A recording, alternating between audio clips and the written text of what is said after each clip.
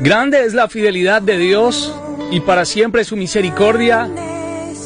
Gracias, Señor, por un día más de vida. Gracias por permitirnos abrir nuestros ojos y estar nuevamente ahí al lado de nuestras esposas, nuestros hijos, al lado de la gente que queremos, que amamos, y aún de aquellas personas que tú has puesto allí para que sean lima a nuestra vida, que sean esa piedra Poms para poder uno limar asperezas. Gracias por lo bueno y por lo malo, Dios. Gracias por este nuevo día y gracias por los jueves. Feliz mañana para todos ustedes. Sí, yo sé, ustedes saben que a mí me encantan los jueves y les llamo jueves. Aquí estamos con el pastor Samuel García nuevamente, acompañándoles y deseándoles a ustedes una feliz mañana. Que Dios les bendiga mucho a donde quiera que vayan. Toque el claxon por allí, mire al vecino que va al lado manejando en el semáforo y dígale: Cristo te ama. Ábrale la ventana aunque no le entienda. Jesus love you. Pastor, buenos días. Buenos días, Ali. Buenos días a todos los que nos están escuchando también, haciendo memoria esa canción que estábamos oyendo acá, Su misericordia es nueva cada mañana. Y es una oportunidad, bueno, poder despertar y poder estar acá y poder de alguna forma vivir, ¿no?, un nuevo día y enfrentar los retos que el Señor nos da. Muchos no han podido. Muchos no han podido, así es. Muchos hoy no han visto la luz de un nuevo día. Dice Juan 8:12, otra vez Jesús les habló diciendo: yo soy la luz del mundo. El que me sigue no andará en tinieblas, sino que tendrá la luz de la vida. Y eso queremos con un día mejor, eso queremos compartirles también a esa hora de la mañana junto al pastor Samuel, para que ustedes tengan un poco más de luz. Y la luz está también a través de la palabra. Si usted no abre la palabra, créame que todo le va a parecer raro, dudoso y va a andar en tinieblas.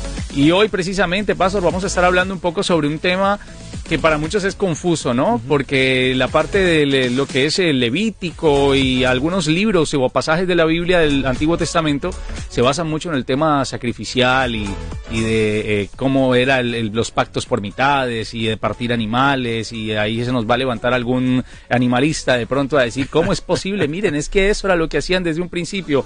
Pero antes de eso, queremos también responder, ¿no?, a los mensajes que nos van llegando poco a poco. Tuvimos un mensaje el día que estuvimos hablando del don de las lenguas, y qué bueno eso. Estamos recapitulando. La idea es que ustedes también se lancen a enviar una nota de voz al 901-571-6678 y ustedes nos puedan decir o nos puedan opinar también en cuanto al tema del día.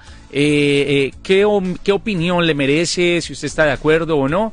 Y esto precisamente es lo que queremos hacer también para poder dar respuesta, ¿no? Y poder compartir también con ustedes el hecho de que les gustó o no les gustó el tema, lo aplican, no lo aplican a su vida, lo toman o lo dejan, pero cada quien es libre. Así que por aquí tenemos un audio, pastor, vamos a escucharlo.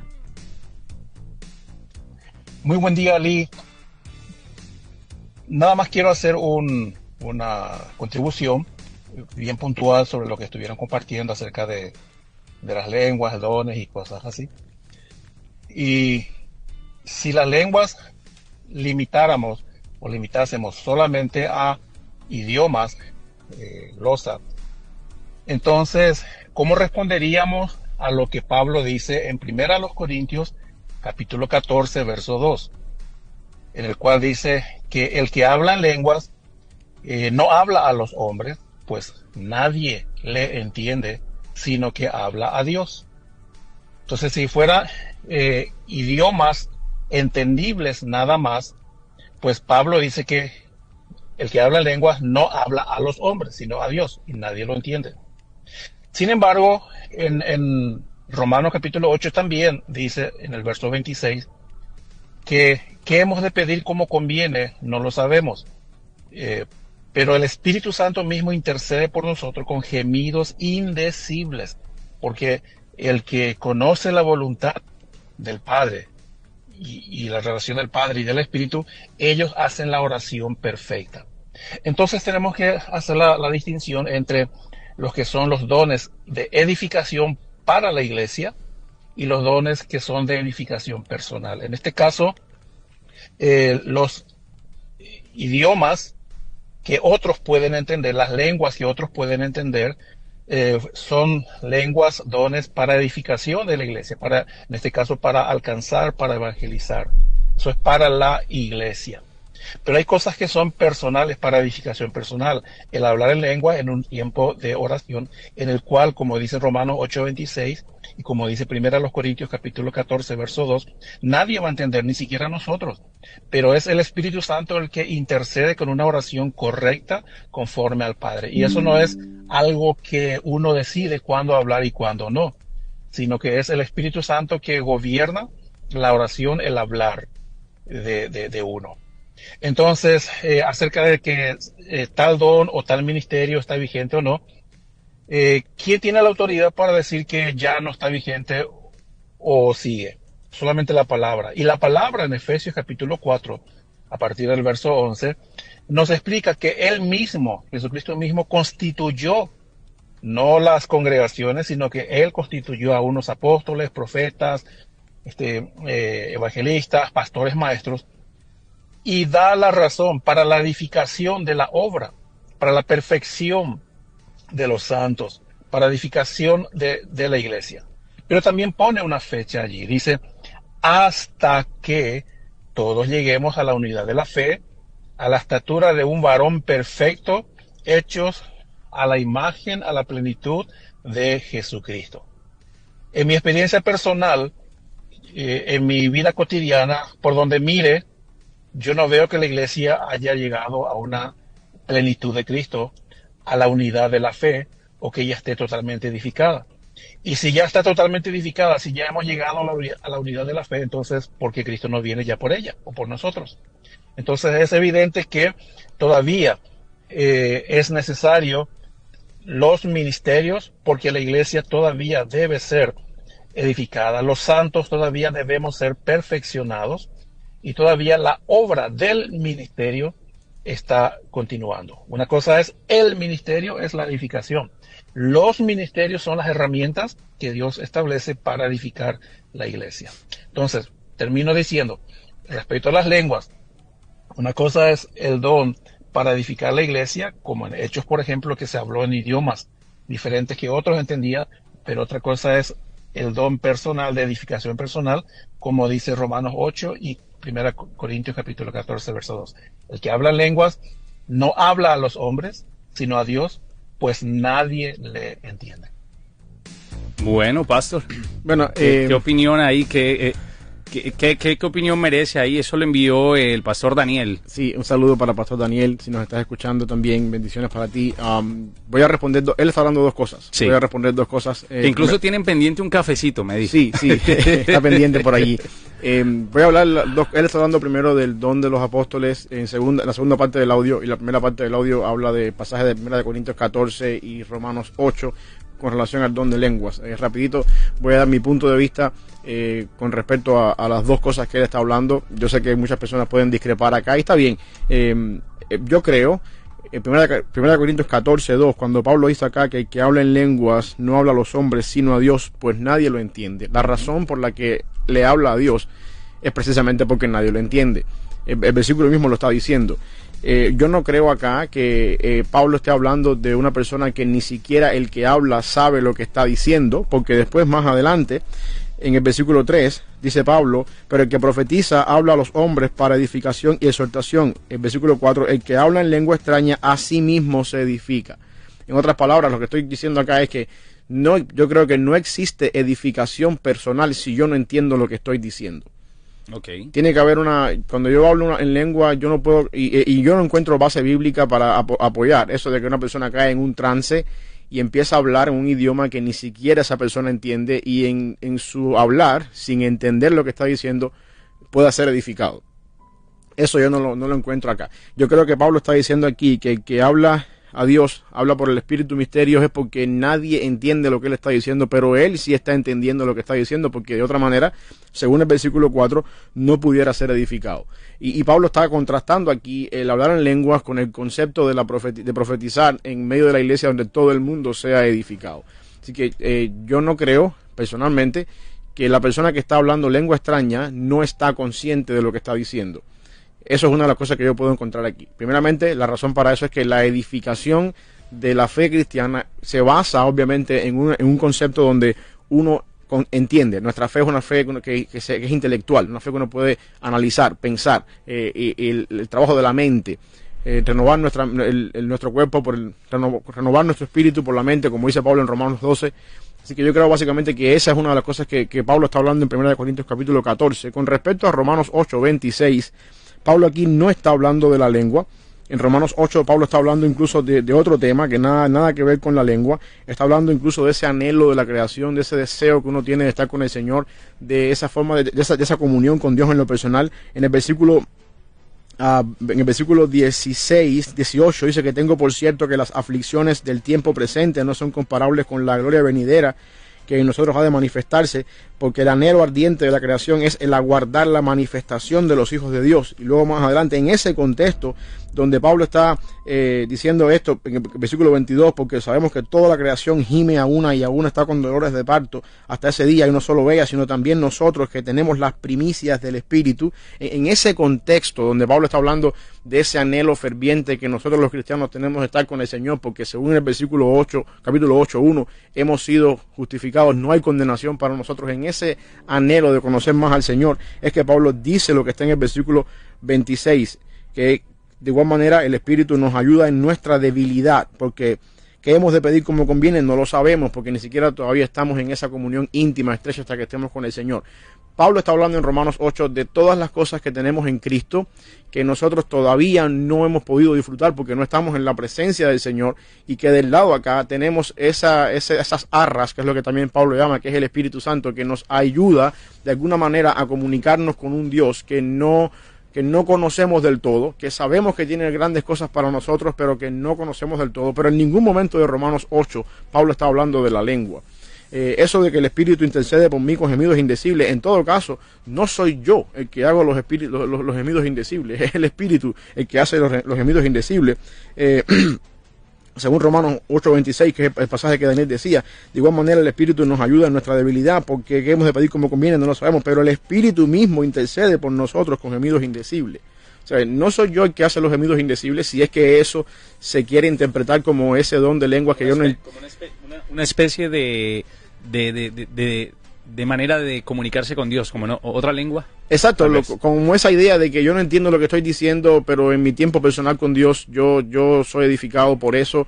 En este caso Pablo dice que ni siquiera soy yo el que está haciendo eso, es el Espíritu Santo, que yo creo que no tiene nada que ver con el don de lenguas, porque no está en el contexto del don de la lengua. Estamos hablando de dos cosas diferentes. En Romanos 8:26 Pablo está hablando de otra cosa, y en 1 Corintios 14 Pablo está hablando de una persona que habla en lengua extraña y solamente se edifica a él con Dios, no porque sea algo privado, sino porque él solo lo puede entender en comparación con la congregación. En ese sentido yo creo que estamos mezclando dos cosas. Yo no creo que la edificación de la vida cristiana ocurre estando yo inconsciente de lo que estoy haciendo.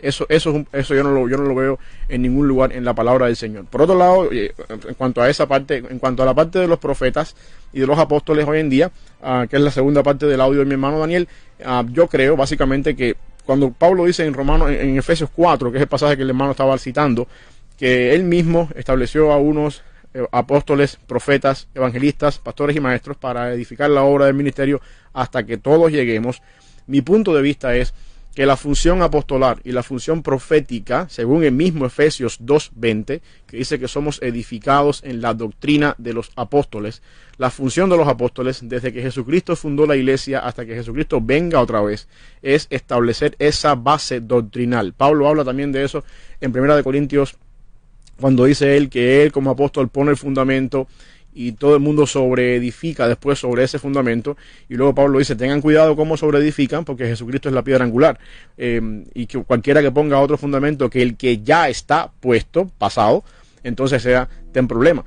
El punto para mí es que en el tiempo, desde que Jesucristo fundó la iglesia en el Pentecostés, o se inauguró la era de la iglesia, hasta que Cristo venga otra vez, la iglesia tuvo a largo plazo un tiempo de formación de la doctrina, de fundar las bases de la doctrina. Eso es función apostólica y función profética, y una vez que la doctrina está puesta, a la iglesia le toca entonces sobreedificar sobre la doctrina que ya está puesta. y en eso estamos nosotros ahora, hasta que Cristo venga otra vez, o hasta que todos lleguemos a la estatura de la plenitud de Cristo, lo cual es una meta que vamos a alcanzar en los cielos. Mientras estemos en la tierra, nunca vamos a llegar a esa plenitud completa. Así que en ese sentido yo creo que si la función profética y apostolar es sentar las bases de la doctrina y es poner el fundamento sobre el cual entonces después los evangelistas, pastores y maestros van a seguir edificando, para mí la función profética y apostólica ya concluyó con los apóstoles del Nuevo Testamento, con los discípulos de Cristo, con Pablo siendo el último, como él mismo dice, como adoptivo a mí, el último de todos ellos. Y en ese sentido, lo que nos queda en el resto de la era de la iglesia es la doctrina que ellos ya establecieron, y nosotros siendo edificados sobre esa doctrina por mediación de los evangelistas, pastores y maestros, o para mí, pastores que sean maestros, porque no hay nada nuevo que tengamos que dar. Y en ese sentido, yo creo que de alguna manera u otra la función apostólica ya no está, ya no es parte nuestra en ese. Pero bueno, eso tiene que ver con lo que hemos hablado en estos días con respecto a ciertos dones, que también yo considero que estos no son dones, ¿ok? Lo que son apóstoles, profetas, evangelistas, pastores y maestros no son dones, son oficios.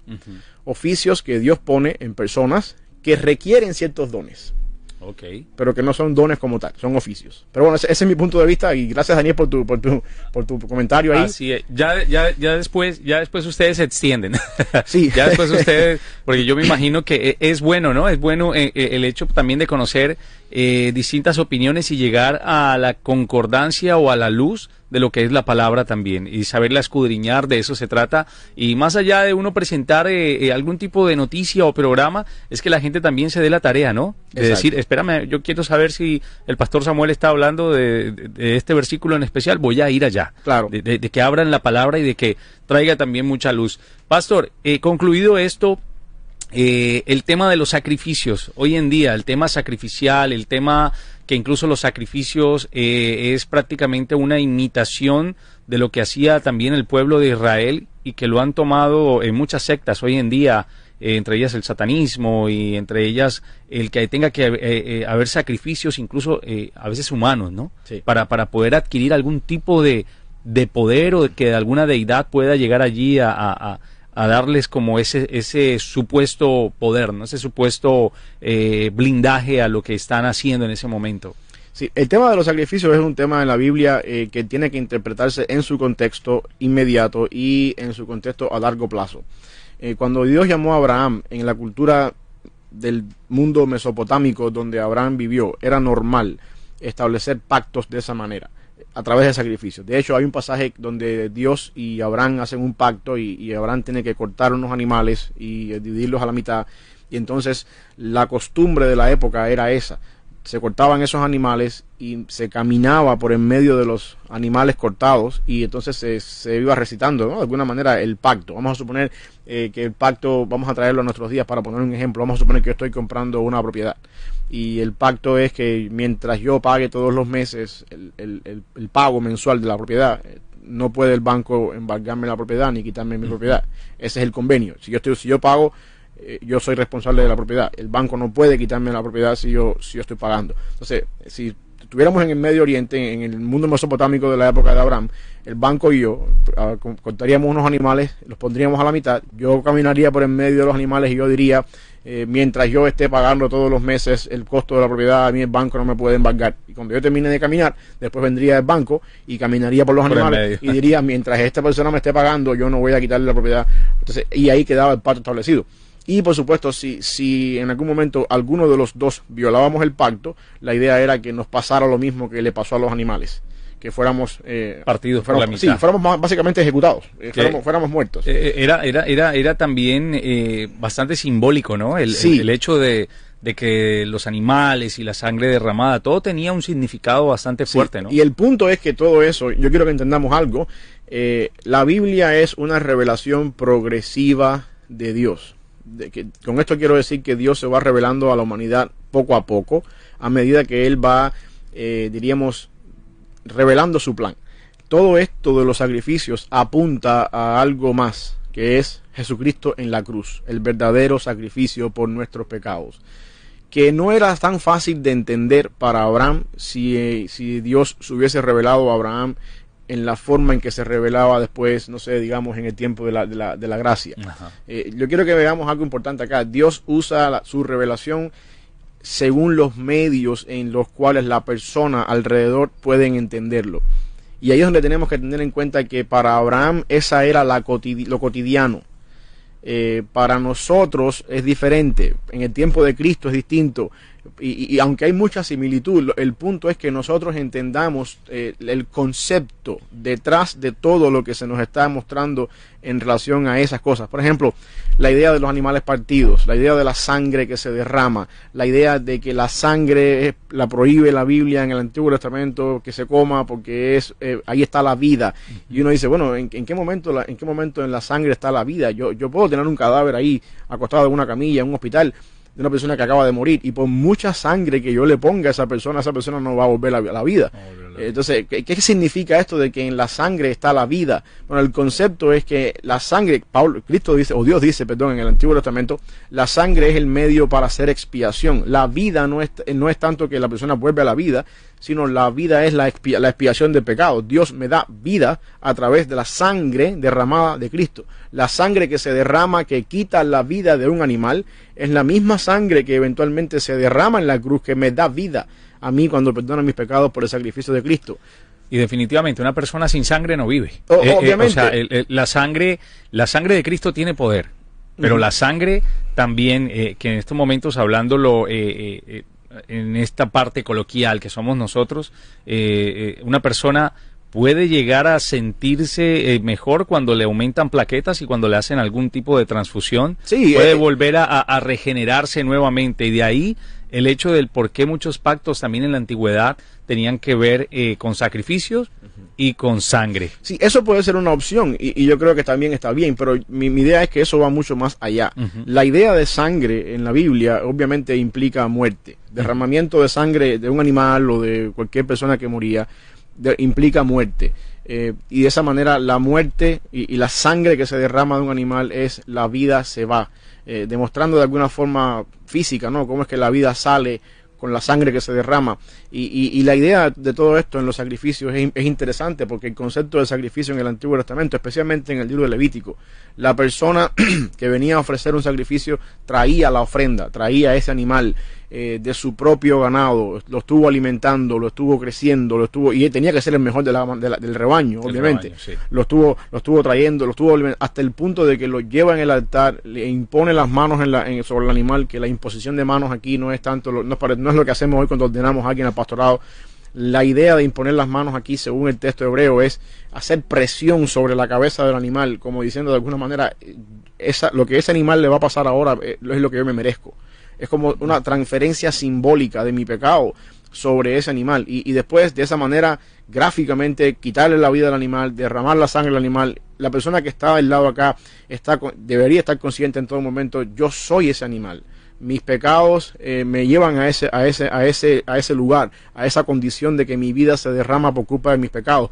Sin embargo, Dios me da la oportunidad de sustituir mi vida por la de un animal, y de esa manera, cuando la persona salía de lo que es el servicio de sacrificio de adoración por sus pecados, salía con la esperanza de que Dios perdonó, de que Dios se llevó su maldad en ese animal que murió, y consciente de que hay un medio por el cual Dios limpia, por el cual Dios perdona, y todo eso obviamente apunta después a la persona de Cristo en la cruz. Cristo es ese animal que toma esa responsabilidad, bueno, por decirlo, no tanto del animal, ¿no?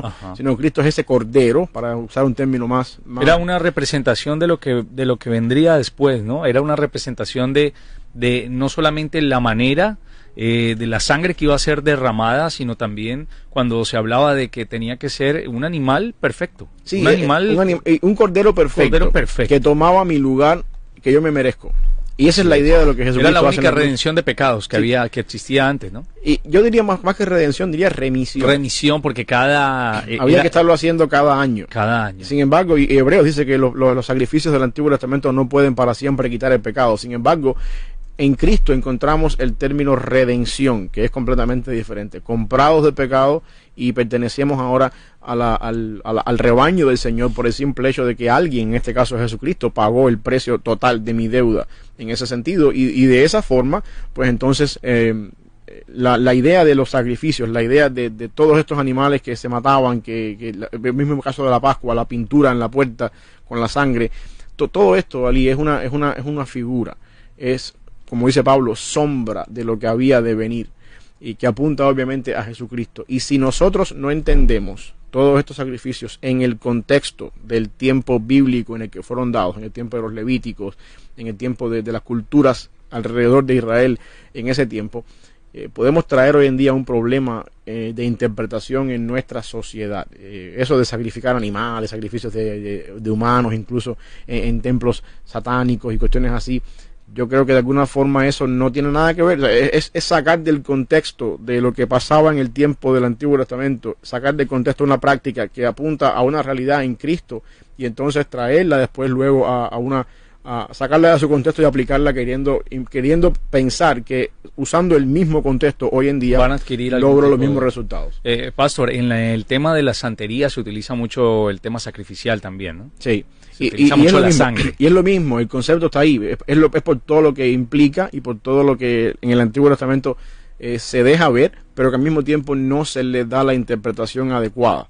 Todo eso apunta a Jesucristo. Y eso es una razón por la que también yo creo hoy en día, y también yo sé que muchas personas discrepan conmigo en esto, con relación a este movimiento de que Israel está construyendo un tercer templo donde van a haber sacrificios, donde va a haber de nuevo tantos machos cabríos que se van a sacrificar, y hasta hay noticias por ahí que hablan de que hay ciertas personas en Israel, en el mundo judío, que ya están guardando y haciendo crecer un rebaño de toros especiales y de ovejas especiales para este nuevo sacrificio del templo, y eso en el concepto de la revelación progresiva de Dios en la Biblia es virar para atrás, porque si todo lo que en el Antiguo Testamento se hacía en cuanto a sacrificio, sangre, templo, rociamiento de la sangre, si todo eso apunta a Jesucristo, que es el verdadero Cordero que entró directamente a la presencia de Dios según Hebreos y ofreció y sigue ofreciendo continuamente sacrificios por todos nosotros delante del verdadero tabernáculo que es delante de Dios, según se nos narra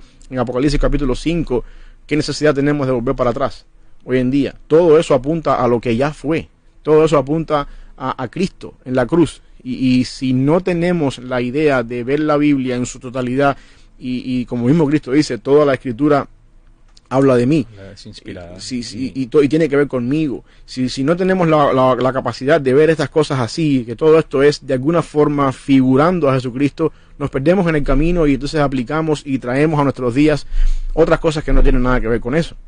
También podemos entender que hay muchos tipos de sacrificios. La palabra habla también desde el principio, desde el Génesis, de los sacrificios. Yo me imagino que en el momento en el que Adán y Eva pecan, para vestirlos, empezó el primer sacrificio, creo que desde ahí. ¿Se puede tipificar también la muerte de Abel como un sacrificio? Porque hay muchos que se preguntan por qué Abel tenía que morir. Bueno, en la realidad Abel murió porque Caín lo mató. Ajá. Y hay un problema entre estos dos hermanos. Yo sí creo que... Y también tiene que ver con el tema de los sacrificios, ¿no? Sí, por supuesto. Yo sí creo que cuando Adán y Eva desobedecieron, dice la Biblia que se dieron cuenta que estaban desnudos, ellos se hicieron unos delantales de higueras y se escondieron delante de la presencia del Señor. Dios vino, los llamó a contar y al final del día Dios los vistió con pieles. La Biblia no da muchos detalles con respecto a eso. Las pieles, por supuesto, implicaban la muerte de un animal, para poder hacer pieles. Y quizás la interpretación teológica de ahí es que Dios le está diciendo entonces a Adán y a Eva, la manera de entrar delante de mí o de venir delante de mí no es por tus medios, las hojas de higuera. Yo pongo las condiciones. Tiene que haber derramamiento de sangre, pieles, para que ustedes puedan entrar a mi presencia. Y eso es un patrón que yo creo que de ahí nació, ¿no? Porque después, acto seguido de eso, la otra fuente o el otro acontecimiento donde vemos sangre y sacrificios es el caso de Caín y Abel. ¿Quién le dijo a Abel que ofreciera un cordero? ¿Quién le dijo a Caín que había que ofrecer verduras y frutas de la tierra? Ajá. Yo no creo que el pecado de Caín fue el no ofrecer un cordero, porque la Biblia, después en la ley encontramos también que Dios permite la ofrenda de cereales como parte de sacrificio. Yo creo que el problema de Caín fue más bien una actitud del corazón. en no dar lo mejor, en no tener en cuenta que esto... La actitud en la que se acercó a dar esa... Exacto, que esto es un concepto de adoración, que esto es otra cosa importante. La idea del sacrificio no es ir ahí, poner mi corderito para que lo maten y me voy. Es un concepto de adoración. Yo estoy adorando al Señor, y cuando ese cordero se muere, ese olor fragante sube a la presencia del Señor, y ese humo que subía con el animal quemándose, eso implicaba adoración, implicaba un aroma delante del Señor. Y yo creo que esto es lo que Caín pierde un poquito acá. Se enoja, Dios le advierte, el pecado está a la puerta, ten cuidado con lo que vas a hacer, no des rienda suelta. Y sin embargo Caín va y mata a su hermano. Y es interesante porque Dios dice, cuando llama a Caín a contar, dice: la sangre de tu hermano Abel clama a mí desde la tierra. O sea que básicamente lo que está diciendo es, implicando que hubo derramamiento de sangre en la muerte de Abel. Hay interpretaciones por ahí que como que Abel, o como que Caín se puso molesto. ¿Tú querías un sacrificio? Pues aquí te va. Aquí te voy a sacar la sangre de mi hermano para que vea la sangre derramada. Yo creo más que todo que sí, el concepto del sacrificio en el Antiguo Testamento nace, por supuesto, para mí, después del Génesis, cuando automáticamente Adán y Eva pecan y Dios les pone las pieles, diciéndoles a ellos, dejándoles entrever: esta es la manera en que se entra en mi presencia, a través de la sangre que quita el pecado. A través de el pecado trae muerte. El pecado como consecuencia trae muerte. Alguien tiene que morir por consecuencia del pecado. En este caso un animal. Por todo el Antiguo Testamento era un animal el que moría. El gran día de la expiación, o los días que se sacrificaban animales. Pero todo eso apunta obviamente a Jesucristo, que fue el que de verdad murió para llevar a cabo y llevar la culpa de mi pecado en la cruz. Y eso es una figura, una ilustración de lo que había que acontecer en ese momento. Vamos a una breve pausa y ya vamos a estar de vuelta, Pastor, también hablando un poco sobre, primero, el día de hoy no se hacen sacrificios, número uno, porque no hay templo. Y número dos, porque esto, como bien lo decías, fue una representación de lo que vendría a través de Jesucristo. Y que pues todo tiene una temática o un contorno cristocéntrico que al día de hoy muchos de los judíos no entienden. Y todavía no reconocen, ¿no? Exacto. No, por ende, pues quieren volver a reconstruir el templo para seguir yendo a realizar los mismos sacrificios, cosa que se mueve mucho en el tema de la profecía y en el tema de las noticias que vienen saliendo hace unos días, de los zorros que vieron merodeando las latitudes del templo, de las supuestas 3 vacas rojas de buen linaje que tienen allí para sacrificar, en fin, sí, tantas cosas que se vienen dando en torno a esto, porque creo que aún no se entendió, ¿no? Sí, no, y hay, exactamente, y cuando vengamos a la pausa, hay un pasaje que con el que quiero dar, ¿sabe?, como referencia para el hecho de que todo eso apuntaba a Cristo y nada más. No tenemos que retomar de nuevo un altar, un sacrificio, un incienso, como hacían en el tiempo bíblico antes de Cristo, porque ya eso se cumplió en Cristo. Eso es muy cierto, pero a veces las decisiones que tomamos también hacen que nosotros podamos desviarnos y que definitivamente podamos perder el rumbo, el norte de lo que Dios tenía para nosotros en nuestra vida. Hoy hablando junto al pastor Samuel García sobre el tema de los sacrificios, el tema sacrificial y el por qué hoy en día ya ese tema no se hace, no se practica. Número uno, no hay templo. Número dos, porque todo fue una representación de lo que vendría a través de Jesucristo en la cruz, la redención de pecados. En este caso, como decía el pastor, fue una remisión lo que se hacía, que era cada año una expiación por cada uno de los pecados del pueblo de Israel. Y pastor, hoy ya que estamos tocando ese tema, hay diferentes clases de sacrificio, ¿no?, en el mundo. Muchos de los expertos en estos momentos hablan también de que parte de los sacrificios hoy en día de pronto descubiertos de esa manera y viéndolo desde un tono, un tinte espiritual, podrían ser el tema del aborto, podría ser el tema también de el llamado bicho raro que estuvo sobre el 2020, infectando, y solamente a algunos, y a otros les dio, a otros no. Tantas cosas donde se hablaba en la parte conspiranoica, ¿no?, de que podían ser sacrificios a nivel global. Pero definitivamente el sacrificio va mucho más allá y trasciende, y hay sacrificio espiritual, hay sacrificio físico, y ahí te dejo la palabra. Mira, Hebreos dice creo que es Hebreos 13, Sí. 5, por ahí. Ofrezcamos siempre a Dios sacrificio de alabanza, es decir, fruto de labios que confiesen su nombre. La idea de sacrificio, una vez que estamos en Cristo, cambia su significado, ¿no? Nosotros decíamos al principio, antes de la pausa, que cuando venimos a Cristo, o cuando Cristo cumple el verdadero propósito de los sacrificios del Antiguo Testamento, entonces ya no hace falta más ese sacrificio de un cordero cada año o cada vez que uno peca o cosas así. Ahora tenemos a Jesucristo, nuestro cordero pascual, que ya fue sacrificado en la cruz por nosotros, pero siempre el concepto de sacrificio implicaba un acto de adoración. Lo que quiere decir que de alguna manera cada vez que yo estoy en la iglesia o cada vez que yo estoy en la comunidad de la fe o adorando al Señor, estoy ofreciendo, como dice Hebreos 13, un sacrificio de alabanza. Estoy adorando al Señor, estoy ofreciendo a Dios de cierta manera mi adoración en forma de sacrificio. Yo creo básicamente que nosotros no tenemos necesidad de otra vez volver a sacrificar animales. Yo creo que las religiones o sectas, por lo general paganas, ¿no? que tienen todavía un sistema de sacrificio donde sacrifican pollos o sacrifican otro tipo de animal. Gatos. Exacto, eso es completamente fuera del contexto bíblico, eso no tiene ninguna implicación bíblica, por mucho que quieran conectar eso con los sacrificios del Antiguo Testamento, no hay forma de conexión desde ningún punto de vista exegético ni hermenéutico. Para eso, el sacrificio del Antiguo Testamento apunta a Jesucristo. Y aquí es donde voy a dar el pasaje que estábamos hablando antes de irnos a la pausa. Y el sacrificio de Jesucristo es tan central en la historia de la humanidad que le da sentido a nuestra historia. Cuando uno va a Apocalipsis capítulo 5, Juan está ahí en Patmos, ya escribiendo Apocalipsis. Dice él en el capítulo 5, versículo 1, vi en la mano derecha del que estaba sentado en el trono un libro escrito por dentro y por fuera, sellado con 7 sellos. El que estaba sentado en el trono obviamente es Dios.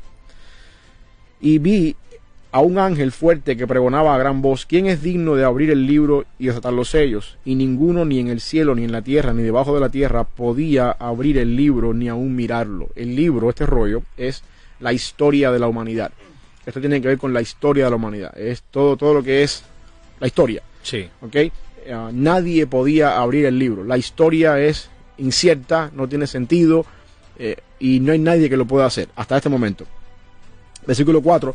Y lloraba yo mucho, Juan, porque no había hallado a ninguno, no se había hallado a ninguno digno de abrir el libro, ni de leerlo, ni de mirarlo.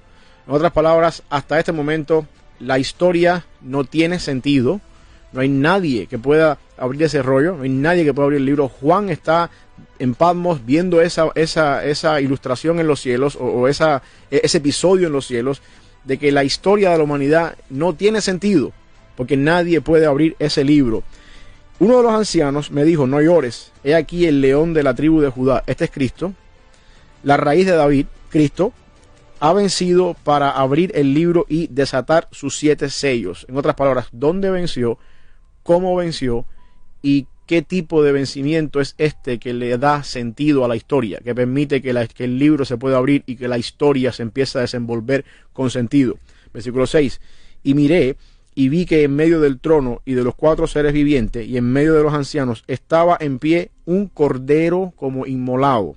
Qué interesante que la figura que da Juan de Cristo es un cordero inmolado, lo mismo que el mismo animal que se sacrificaba en el Antiguo Testamento. Sí. Un cordero inmolado que tenía 7 cuernos, 7 ojos, los cuales son los 7 espíritus de Dios enviados por toda la tierra, y vino y tomó el libro de la mano derecha del que estaba sentado en el trono, y cuando hubo tomado el libro, los 4 seres vivientes y los 4 ancianos se postraron delante del cordero. Todos tenían arpas y copas de oro llenas de incienso, que son oraciones de los santos, y cantaban un cántico nuevo diciendo, digno eres de tomar el libro, de abrir los sellos, porque tú fuiste inmolado y con tu sangre nos has redimido para Dios de todo linaje, lengua, pueblo y nación, y nos has hecho para nuestro Dios reyes y sacerdotes, y reinaremos sobre la tierra. La idea de Apocalipsis, y hay mucha ilustración ahí, la idea de Juan es, la historia de la humanidad tiene sentido, porque Jesucristo venció en la cruz.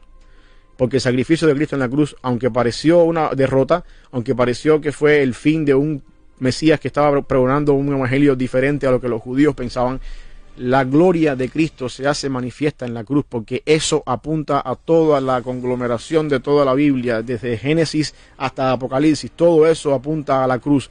Nuestra historia, la historia de la humanidad, todo lo que vemos en el día de hoy, todo lo que pasa alrededor nuestro, tiene sentido y ese rollo se puede empezar a abrir, que es lo que trata el Apocalipsis más adelante después, ese rollo que es la historia de la humanidad, tiene sentido, propósito y final, porque en la cruz de Jesucristo Jesús venció. Y eso apunta a todos los sacrificios que habían en el Antiguo Testamento de animales, de corderos, del día de la expiación, de la Pascua en Egipto, cuando el pueblo salió deliberado esa noche antes de cruzar el Mar Rojo. Todas esas cosas apuntan obviamente a ese evento crucial. Por esa razón nosotros no tenemos que apuntar a mañana sacrificar algo más. Lo único que tenemos que hacer es venir en adoración y ofrecer, según Hebreos 13:5, un sacrificio de alabanza a ese Cordero que por su victoria en la cruz le da sentido a mi vida, le da sentido a mi historia, y también a ti que me estás escuchando le da sentido a tu vida y a tu historia. La cruz de Cristo no es una derrota. La cruz de Cristo es la victoria final que le da sentido a la historia y la victoria final de nuestra redención también en Cristo, que nos asegura a nosotros todas aquellas cosas que Dios promete para sus hijos una vez que se cumpla la glorificación, cuando estemos con el Señor otra vez en su reino. Y a todo eso, o sea, a ese evento puntual con todo lo que implica, es lo que simbolizaba esa cantidad de animales que se sacrificaban en todo el Antiguo Testamento. Dice el capítulo que llamabas de Hebreo, capítulo 13, o que citabas, el capítulo 13, versículo 15. Así que ofrezcamos siempre a Dios, por medio de él, sacrificio de alabanza, es decir, fruto de labios que confiesan su nombre, lo que hablábamos ahorita, ¿no? El sacrificio también de alabanza, un sacrificio también de nuestra vida, no para hacer lo mismo que él ya hizo en la cruz. Hay gente que cree que los sacrificios son caminar como en mi país, que hay gente que dice voy a caminar en Semana Santa de rodillas hasta la Monserrate, hasta el Señor de los Caídos, hasta la Virgen fulana de tal, y va más allá de eso, va más allá de yo sacrificar mi cuerpo, mi carne, creyendo que el sacrificio de la cruz fue menos, va a ser más el mío o menos válido de lo que puede ser el mío. Exacto, y es lo que es Hebreos 13:15, ofrezcamos siempre a Dios, o sea, al Padre, por medio de él, un sacrificio de alabanza. Yo no puedo acercarme al Padre si Cristo no hizo ese sacrificio primero.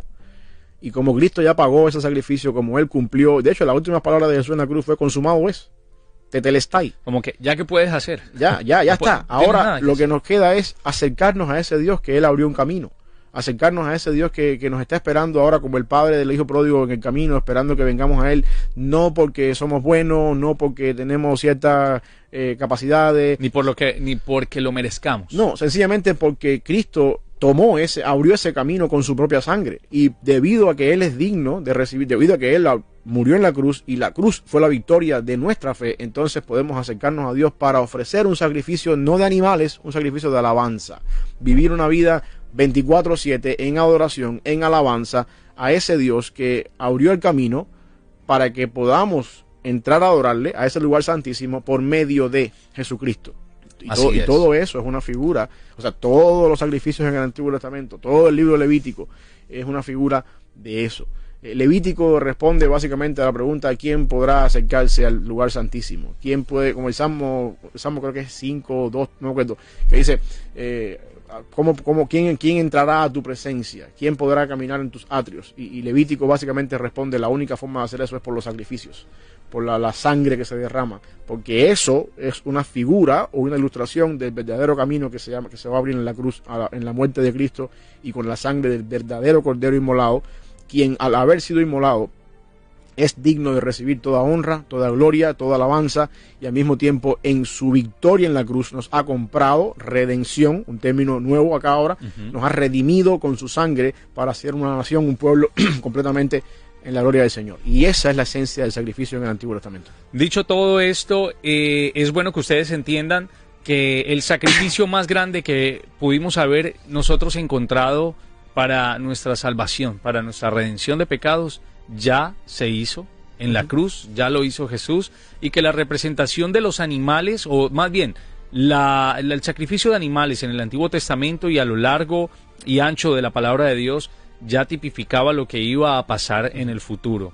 Así que cualquier sacrificio que hoy en día tú puedas estar haciendo y que puedas estar de pronto creyendo, es que a mí me toca, yo soy muy luchón o muy luchona y es que me toca duro porque es que así creo que Dios ve mi trabajo y mi esfuerzo. No, hay gente que se sacrifica creyendo que de esa manera Dios lo va a bendecir. Hay gente que en Semana Santa se latiga, se hace heridas y hacen tantas prácticas, ¿no? Creyendo que con eso van a recibir tal vez algún tipo de santidad adicional, y no. Ya lo que estaba hecho, como lo dijo él en la cruz, consumado fue, y no hay necesidad de eso. No te sigas latigando. Los sacrificios el día de hoy para todos aquellos que están en estos momentos escuchándonos a través de Buenas Nuevas, el Hogar de la Fe y la Esperanza, fueron sacrificios para demostrar lo que su Hijo Jesucristo haría por nosotros en la cruz. No te des tan duro, pastor. Vamos a orar por aquellas personas que en estos momentos creen que el sacrificio va más allá de exponer su carne o dar su vida, incluso por algunos otros cuando se están perdiendo muchos dando su vida, dando la vida de ellos por el Evangelio en Irán, en Irak, en muchos otros países donde definitivamente hay cristianos de verdad pasándola bastante mal, pero que han entendido ese sacrificio que hizo Dios por nosotros. Sí. Señor, gracias por este día. Gracias, mi Dios, porque tú en la cruz has pagado nuestro rescate, nos has comprado, nos has hecho un pueblo para tu gloria. Te pedimos que tú nos ayudes, mi Dios, a vivir de tal manera que podamos reflejar en nuestra vida, en nuestro carácter y en nuestra manera en que nos vivimos, nuestra vida diaria, lo que implica ser parte de este pueblo de redimido. Que ayúdanos a ofrecer siempre a ti sacrificios de alabanza, ese fruto de nuestros labios que confiesan tu nombre, que es el resultado de un proceso continuo de santificación gracias a esa puerta que tú has abierto por el verdadero y único sacrificio de Jesucristo en la cruz, a quien todos los sacrificios del Antiguo Testamento hacen mención o apuntan. Hoy te damos gracias por eso y por la bendición que tú nos has dado de poder ser parte de ese pueblo de redimidos. Ayúdanos a entender que fuera de ese pueblo de redimidos hay muchas personas que necesitan oír de Jesucristo, que necesitan también de este sacrificio, que necesitan que la sangre de Cristo les limpie de todo pecado y que tu nombre también se glorifique en la vida de cada uno de ellos. Bendice el día de hoy, bendice a los que nos están escuchando, una bendición para Ali y su familia, también para mí y la mía, y que podamos honrarte en este día y sobre todo vivir en santidad. En Cristo Jesús. Amén.